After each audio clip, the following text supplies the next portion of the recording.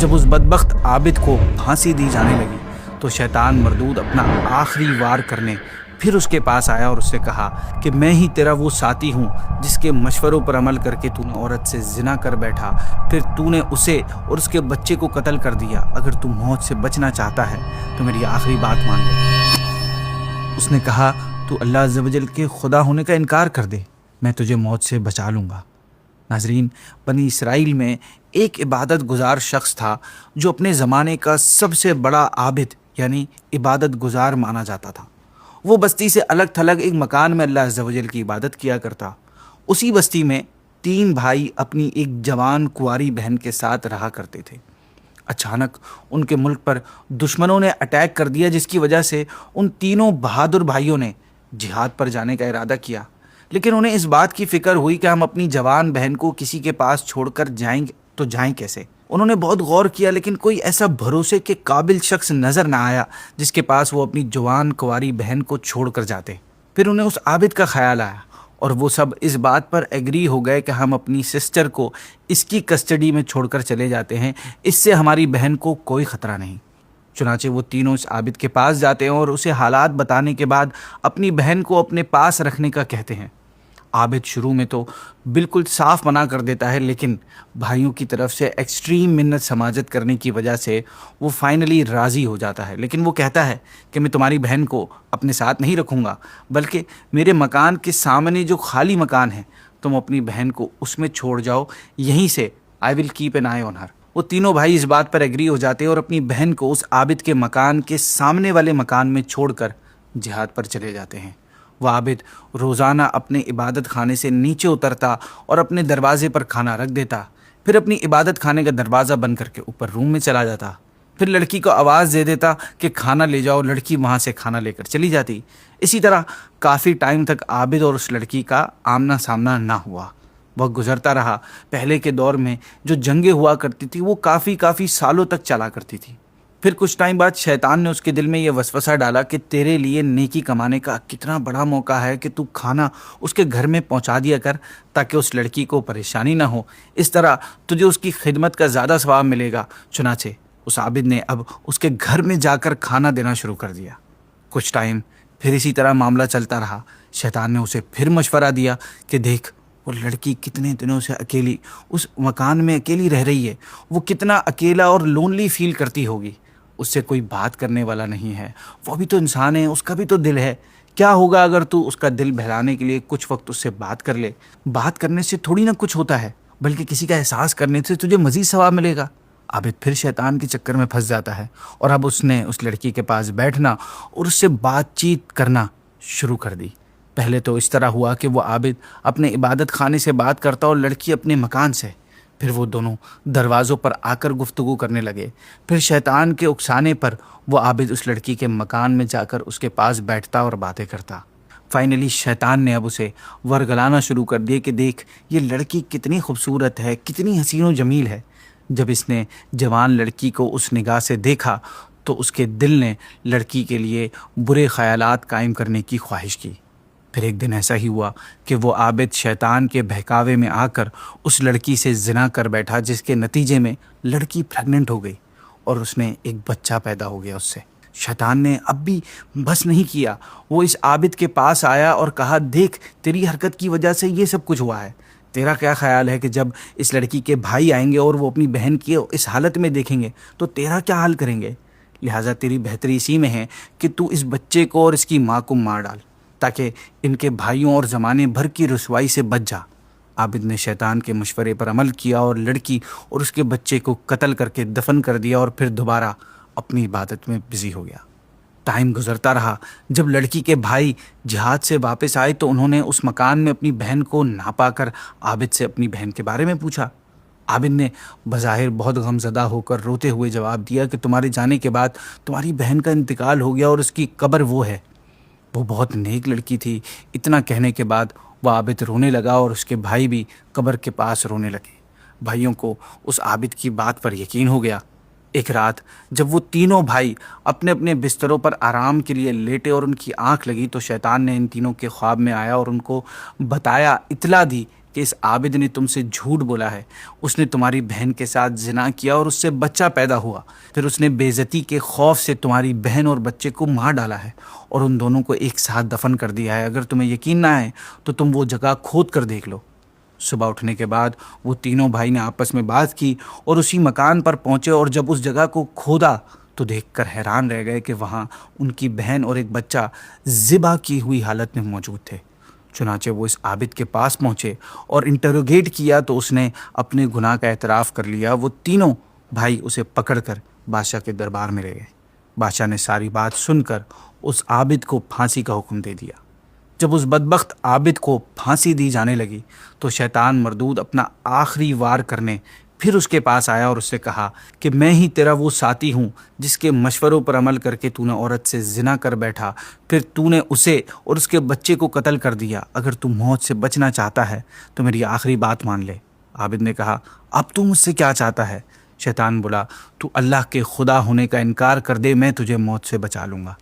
یہ سن کر کچھ دیر تو عابد سوچتا رہا، لیکن پھر دنیاوی سزا سے بچنے کے لیے اس نے اپنی زبان سے کفریہ کلمات بکے اور اللہ عز و جل کے خدا ہونے کا انکار کر بیٹھا۔ ناظرین، جیسے ہی وہ انکار کرتا ہے ٹھیک اسی وقت جلاد اسے پھانسی پر لٹکا دیتا ہے اور شیطان خوشی خوشی وہاں سے چلا جاتا ہے، اور یوں بنی اسرائیل کا وہ عابد بے ایمان ہو کر دنیا سے جاتا ہے۔ ناظرین، کون تھا وہ جس نے اپنے دور کے بہت بڑے عبادت گزار، صوم و صلات کے پابند، عبادت و ریاضات میں اپنی مثال آپ ایسے لوگوں کو گمراہ کے اتنے گہرے دلدل میں پہنچا دیا جہاں سے کوئی واپسی نہیں؟ وہ انسان کا ازلی دشمن ابلیس ہے جو آخری وقت تک انسان کا پیچھا نہیں چھوڑتا، یعنی دا ریئل اینیمی۔ آج کی ایپیسوڈ میں ہم شیطان کے انسانی دشمن ہونے کے بارے میں جانیں گے۔ ناظرین، شیطان کی زندگی کا بیسک اور واحد گول ہی یہ ہے کہ وہ ہمیں سیدھے راستے سے ہٹا دے۔ شیطان اسلام اور مسلمانوں کا سب سے بڑا اور سب سے زیادہ خطرناک دشمن ہے۔ ایسا خطرناک دشمن جو ہر وقت ہمارے آس پاس ہوتا ہے، بلکہ ہماری باڈی میں خون کی طرح گردش کرتا ہے۔ وہ ہر وقت اسی کوشش میں ہوتا ہے کہ کسی نہ کسی طرح ہمیں اللہ سے باغی کر دے اور گناہوں بھرے کاموں میں لگا دے۔ شیطان کتنا ڈینجرس ہے اس کا اندازہ آپ اس بات سے لگائیں کہ اس کی دشمنی دوسرے دشمنوں کی طرح کچھ دنوں، کچھ مہینوں یا کچھ سالوں تک پرانی نہیں ہے، بلکہ جب سے انسان نے اس دنیا میں آنکھ کھولی ہے تب سے اس کی دشمنی جاری ہے، اور جب تک انسان اس دنیا میں موجود ہے تب تک اس کی دشمنی چلتی رہے گی۔ ناظرین، شیطان انسان کو دشمن کیسے بنا، یہ جاننے سے پہلے اس کے بارے میں کچھ انٹرسٹنگ انفارمیشن سنتے ہیں کہ شیطان ایک جن ہے جسے سورج کی آگ سے پیدا کیا گیا۔ جنات حضرت آدم علیہ السلام سے 2000 سال پہلے پیدا کیے گئے۔ شیطان کی اولاد کے بارے میں آتا ہے کہ اس نے 5 انڈے دیے، پھر اس کی ساری اولادیں انہی سے پیدا ہوئیں۔ یہ سٹارٹ میں ایسا نہیں تھا، یعنی اس نے اپنی بگننگ ایرا میں یہ شیطان نہیں تھا، بلکہ یہ عزازیل نامی ایک جن تھا، اور یہ بہت زیادہ عبادت گزار تھا۔ یہ 40,000 سال تک جنت کے خزانوں کا نگران رہا، 80,000 سال تک فرشتوں کے ساتھ رہا، 20,000 سال تک فرشتوں کو ایجوکیٹ کرتا رہا، 30,000 سال تک بڑے فرشتوں جس میں حضرت جبریل اور حضرت اسرائیل علیہ السلام کا سردار رہا، 1,000 سال تک روحانیین یعنی سورج چاند سے زیادہ روشن چہرے والے اللہ پاک کے مخصوص فرشتوں کا سردار رہا، 14,000 سال تک عرش کا طواف کرتا رہا۔ پہلے آسمان میں اس کا نام عابد، دوسرے میں زاہد، تیسرے میں عارف، چوتھے میں ولی، پانچویں میں تقی، چھٹے میں خازن اور 7ویں آسمان میں عزازیل تھا، جبکہ لوح محفوظ میں اس کا نام ابلیس یعنی اللہ کی رحمت سے نا امید لکھا ہوا تھا۔ جب یہ کئی ہزار سال تک دن رات اللہ پاک کی عبادت کرتا رہا تو اللہ پاک نے اسے انعام و اپریسیشن کے طور پر جنت اور فرشتوں کا سردار بنا دیا۔ اس کا رینک اور گریڈ اتنا بڑھ گیا، یہ فرشتوں کا استاد بن گیا اور ان کو ایجوکیٹ کرنے لگا، اور اس طرح اسے ایک جن ہونے کے باوجود آنرری یعنی اعزازی طور پر فرشتوں میں کاؤنٹ کیا جانے لگا۔ جب اسے اتنی عزت ملنے لگی اور فرشتوں کے درمیان اس کا اسٹیٹس اتنا بڑھ گیا تو اب اس کی لائف میں ایک ٹرننگ پوائنٹ آیا۔ اس کے دل میں ایک خطرناک بیماری یعنی تکبر نے جنم لیا، اور وہ خود کو فرشتوں سے افضل سمجھنے لگ گیا، اور یوں سمجھیے کہ یہاں اس کی بربادی کا کاؤنٹ ڈاؤن شروع ہو گیا۔ اس کی متکبرانہ سوچ تو بن ہی گئی تھی، مگر یہ ابھی بھی اپنی فیلنگز کسی کے ساتھ شیئر نہیں کر رہا تھا۔ لیکن پھر ایک ایسا واقعہ پیش آیا جس کے بعد اس کے دل میں چھپا تکبر ظاہر ہونے لگا۔ تو واقعہ کچھ اس طرح ہوا کہ جب اللہ پاک نے جنات کو پیدا کیا اور زمین کو آباد کرنے کا حکم فرمایا تو یہ اللہ پاک کی عبادت میں لگے رہے، حتیٰ کہ جب ایک لمبا عرصہ گزر گیا تو انہوں نے اللہ پاک کی نافرمانی شروع کر دی اور خون خرابہ اور فساد پھیلانا شروع کر دیا۔ ان میں ایک بادشاہ تھا جس کا نام یوسف تھا، انہوں نے اس کو بھی مار ڈالا۔ تو اللہ پاک نے ان پر دوسرے آسمان کے فرشتوں کا ایک لشکر بھیجا۔ اس لشکر کو جن کہا جاتا تھا۔ ان میں ابلیس بھی تھا جو 4000 فرشتوں کا سردار تھا۔ ابلیس نے فرشتوں کے ساتھ ان پر اٹیک کیا اور انہیں مار مار کر پہاڑوں اور سمندروں جزیروں کی طرف بھگا دیا۔ یہ کارنامہ انجام دینے کے بعد شیطان کے دل میں تکبر مزید بڑھ گیا اور اب وہ اوپنلی اپنی فیلنگز کو دیگر فرشتوں کے سامنے ایکسپریس کرنے لگا کہ میں نے وہ کام کیا ہے جسے ابھی تک کسی نے نہیں کیا۔ اور یہ وہ وقت تھا کہ جب ابلیس اپنے لشکر سمیت زمین پر رہنے لگا۔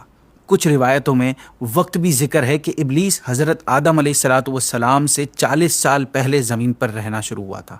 اسی دوران اللہ پاک نے فرشتوں کے سامنے حضرت آدم علیہ السلام کو پیدا کرنے کا ارادہ ظاہر فرمایا اور انہیں بتایا کہ میں بہت جلد زمین پر اپنا خلیفہ بنانے والا ہوں۔ جب شیطان کو یہ بات پتہ چلی کہ اللہ پاک حضرت آدم کو زمین میں اپنا خلیفہ بنانے والا ہے تو انہیں اس سے ہائر سٹیٹس دینے والا ہے، تو وہ آگ بگولا ہو گیا اور یہ بات اسے بالکل برداشت نہ ہوئی، کیونکہ وہ پہلے ہی تکبر کی بیماری میں مبتلا ہو چکا تھا۔ لہٰذا وہ گھبرا گیا اور اتنا زیادہ گھبرایا کہ جب بھی حضرت آدم علیہ السلام کی مٹی سے بنے بغیر روح کے جسم کے پاس سے گزرتا تو اسے ٹھوکر مارتا اور کہتا کہ اسے کسی بھی کام کے لیے نہیں بنایا گیا اور اگر مجھے اس پر اختیار دیا گیا تو میں اسے ہلاک کر دوں گا۔ ناظرین، اب تک تو شیطان تکبر میں مبتلا تھا، لیکن حضرت آدم علیہ السلام کے انسانی جسم کو دیکھ کر اس نے جو ریئیکشن دیا اور اس کا رویے میں جو تبدیلی آئی، اس پر اگر غور کیا جائے تو پتہ چلتا ہے کہ اس کے اندر حسد کی بیماری بھی پیدا ہو گئی تھی۔ اور ایک حاسد شخص کبھی نہیں چاہے گا کہ جس سے اس کو حسد ہے وہ بڑے مرتبے پہ پہنچ جائے یا اس سے زیادہ ترقی کرے۔ لہٰذا شیطان نے اپنے تکبر اور حسد کے بنیاد پر اللہ پاک کی بنائی ہوئی ایک نئی اور پسندیدہ مخلوق خلیفۃ الارض یعنی حضرت انسان کی پیدائش سے پہلے ہی اس کے خلاف ہو گیا۔ اب وہ ٹائم قریب آتا جا رہا تھا کہ جب اس کی بد نصیبی اس کو ملنے والی تمام عزت آنر کو خاک میں ملانے والی تھی، اور یہ اس وقت ہوا جب حضرت آدم علیہ السلام کی کریشن کا پروسیس کمپلیٹ ہو گیا اور اللہ پاک نے تمام فرشتوں کو حکم دیا کہ وہ حضرت آدم علیہ السلام کو سجدہ کریں۔ ناظرین، یہ وہ ٹائم تھا کہ جب سب کے سامنے شیطان کی اصلیت ظاہر ہونے والی تھی۔ جو کل تک فرشتوں کا استاد تھا، سب سے زیادہ عبادت گزار تھا، جنت کا سردار تھا، اللہ پاک کے لشکر کا سپہ سالار تھا، اب وہ عنقریب رب تعالیٰ کی بارگاہ سے مردود ہو کر اسلام کا سب سے بڑا دشمن بننے والا تھا۔ آفیشلی وہ انسانی دشمن ڈکلیئر ہونے والا تھا۔ سجدے کا حکم ہوتے ہی تمام فرشتوں نے اللہ پاک کے حکم پر عمل کرتے ہوئے حضرت آدم علیہ السلام کو سجدہ کیا، لیکن ابلیس نے سجدہ کرنے سے انکار کر دیا اور وہ اپنے غرور و تکبر کی وجہ سے کہنے لگا کہ میں حضرت آدم علیہ السلام سے بہتر ہوں، لہٰذا میں انہیں سجدہ نہیں کروں گا۔ جب فرشتوں نے یہ منظر دیکھا تو وہ دوبارہ سجدے میں چلے گئے اور رب تعالیٰ کا شکر ادا کرنے لگے کہ اللہ پاک نے انہیں اس نافرمانی سے بچا لیا۔ جب انہوں نے دوسرے سجدے سے سر اٹھایا تو دیکھا کہ شیطان کا چہرہ بالکل کالا ہو گیا اور وہ جنت سے بھی نکال دیا گیا ہے۔ یہ دیکھ کر فرشتے ایک بار پھر اللہ پاک کا شکر ادا کرنے کے لیے سجدے میں چلے گئے۔ یوں اس طرح فرشتوں نے 3 سجدے کیے اور شیطان کو ایک کی بھی توفیق نہ ملی۔ ناظرین، شیطان اپنی نافرمانی کی وجہ سے کافر تو پہلے ہی ہو چکا تھا، لیکن جیسے ہی اللہ پاک نے اسے مردود قرار دے کر جنت سے نکالا تو اللہ پاک سے اپولوجائز کرنے کے بجائے، معافی مانگنے کے بجائے، وہ اللہ پاک کے دین یعنی اسلام اور اس کی پسندیدہ مخلوق کا دشمن بھی بن گیا۔ اور اس کی جرت اور بے باکی دیکھیے کہ اس نے اللہ پاک سے اس کی مخلوق کو بہکانے کی مہلت مانگی، اور جب اللہ پاک نے اسے مہلت عطا فرمائی تو کہنے لگا کہ جس طرح تو نے مجھے گمراہ قرار دیا، اسی طرح میں بھی سیدھے راستے پر بیٹھ کر تیرے بندوں کو گمراہ کروں گا، اور آگے سے، پیچھے سے، رائٹ سے، لیفٹ سے، چاروں طرف سے ان پر حملہ کروں گا اور انہیں بہکاؤں گا۔ حضرت ابن عباس فرماتے ہیں یہاں پر کہ سامنے سے بہکانے سے مراد یہ ہے کہ میں انہیں دنیا کے متعلق وسوسوں میں ڈالوں گا، پیچھے سے بہکانے سے مراد یہ ہے کہ میں انہیں آخرت کے متعلق وسوسوں میں ڈالوں گا، اور سیدھی طرف سے مطلب یہ ہے کہ میں ان کے دین میں شبہات ڈالوں گا، وسوسے ڈالوں گا، اور الٹی طرف سے مراد یہ ہے کہ ان کو گناہوں کی طرف بلاؤں گا۔ لیکن ناظرین، اللہ پاک نے بھی شیطان کے سامنے صاف صاف اعلان فرما دیا کہ جو میرے مخلص بندے ہوں گے وہ کبھی گمراہ نہیں ہوں گے، بلکہ میری عبادت کے ذریعے تیری دشمنی کا بھرپور مقابلہ کریں گے، اور جو لوگ تیرے پیچھے چلیں گے میں انہیں ضرور جہنم میں ڈالوں گا۔ حضرت ابن عباس فرماتے ہیں کہ اللہ پاک نے شیطان کو اوپر سے بہکانے کی جگہ نہیں دی، کیونکہ اوپر سے اللہ کی رحمت اترتی ہے۔ یہاں پر آپ کو شیطان کے بارے میں ایک اور واقعہ بیان کرتا چلوں تاکہ آپ کو پتہ چلے گا کہ غرور و تکبر کی آفت کتنی ڈینجرس ہے۔ ایک بار شیطان نے حضرت موسیٰ علیہ السلام سے عرض کیا کہ آپ تو اللہ پاک کے نبی ہیں، لہٰذا اللہ پاک سے میری شفاعت فرما دیجئے کہ میری توبہ قبول فرما لیں۔ موسیٰ علیہ السلام نے اللہ پاک کی بارگاہ میں دعا فرمائی تو اللہ پاک نے حکم دیا کہ آپ کی شفاعت قبول ہے اور شیطان کی توبہ بھی قبول ہے، مگر کنڈیشن وہی پہلے والی ہے کہ شیطان حضرت آدم علیہ السلام کی قبر کو سجدہ کرے۔ حضرت موسیٰ نے شیطان کو جب توبہ کی یہ کنڈیشن بتائی اور اللہ پاک کا حکم سنایا تو اس نے جواب دیا کہ جب میں زندہ آدم کو سجدہ نہیں کیا تو مردہ آدم کو کیسے سجدہ کروں گا۔ ناظرین، اللہ پاک نے قرآن مجید میں کئی مقامات پر شیطان کی دشمنی کے بارے میں ہمیں انفارم کیا ہے، اویئر کیا ہے، اور اس کا مقصد یہ ہے کہ انسان شیطان کو اپنا دشمن مانے، بلیو کریں کہ اس کے شر سے بچنے کی کوشش کریں۔ اللہ پاک فرماتا ہے اور شیطان کے راستوں پر نہ چلو، بے شک وہ تمہارا کھلا دشمن ہے، وہ تمہیں صرف برائی اور بے حیائی کا حکم دے گا، اور یہ حکم دے گا کہ تم اللہ پاک کے بارے میں وہ کچھ کہو جو خود تمہیں معلوم نہیں۔ اس قرآنی آیت سے یہ معلوم ہوتا ہے کہ شیطان کبھی بھی انسانوں کا خیر خواہ ویل وشر نہیں ہو سکتا، وہ کبھی ہماری بھلائی کا نہیں سوچ سکتا، اور اس بات کا رزلٹ یہ ہے کہ برائی چاہے کتنا ہی بینیفٹ کیوں نہ نظر آئے برائی میں، ہمیں کبھی برائی کی طرف نہیں جانا چاہیے، کیونکہ برائی شیطان کی طرف سے ہے اور شیطان کسی صورت میں ہمیں بینیفٹ نہیں پہنچا سکتا۔ یہ اس کی ایک ٹرک ہوتی ہے کہ وہ برے کاموں میں ہمیں چھوٹے موٹے دنیاوی بینیفٹس دکھا کر آخرت کے نہ ختم ہونے والے بینیفٹس اور سب سے بڑا بینیفٹ اللہ کی رضا سے دور کر دیتا ہے۔ قرآن پاک میں آتا ہے کہ شیطان ہمارے سامنے برے اعمال کو ڈیکوریٹ کر کے سجا کر پیش کرتا ہے تاکہ ہم اس سے دھوکے میں آ جائیں اور انہیں کر کے اللہ پاک سے دور ہو جائیں، جو الٹیمیٹلی اس کا گول ہے۔